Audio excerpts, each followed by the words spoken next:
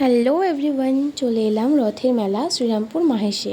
তো এখানে ছিল রথ দাঁড় করানো। রথ দেখার পর চলে গেলাম মেলার ভিতরে। আর আজকে মেলায় ছিল বেশ মোটামুটি ভিড় ছিল। তো কয়েকটা জিনিস এখানে দেখা হচ্ছিল। তো কাপ প্লেট ডিশ বেশ ভালো ভালো ছিল। তো কয়েকটা জিনিস এখান দিয়ে মা কিনেছিল। আর তারপর আমি চলে এলাম আমার সবচেয়ে পছন্দের দোকানে। আর এখান থেকে একটা ভাইয়ের জন্য আর একটা আমার জন্য দুটো জিনিস কিনেছি। তো কী কিনেছি তা পরের ব্লগে দেখাবো। তো এবার চলে যাব একটা কোনো রাইডে। তো চলো দেখা যাক কী চাপা যায়। তো এখানে তো ছিল হলো অনেক কিছু।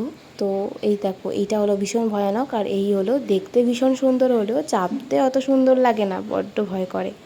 চেপেছিলাম ময়ূরপঙ্খীতে, বাট ভিডিও করা হয়নি, কারণ ওই সময় ভিডিও করার মতো সাহস আমার তো ছিল না।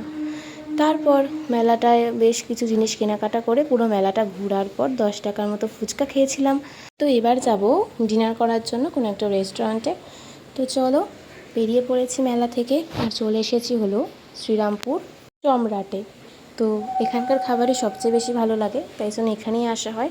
অর্ডার করেছিলাম চিকেন টাংরি মশলা, একটা ছিল হলো চিকেন বাটার মশলা, আর হলো এই একটা মজিটো। তো চলো, হয়ে গেল, এবার বাড়ি।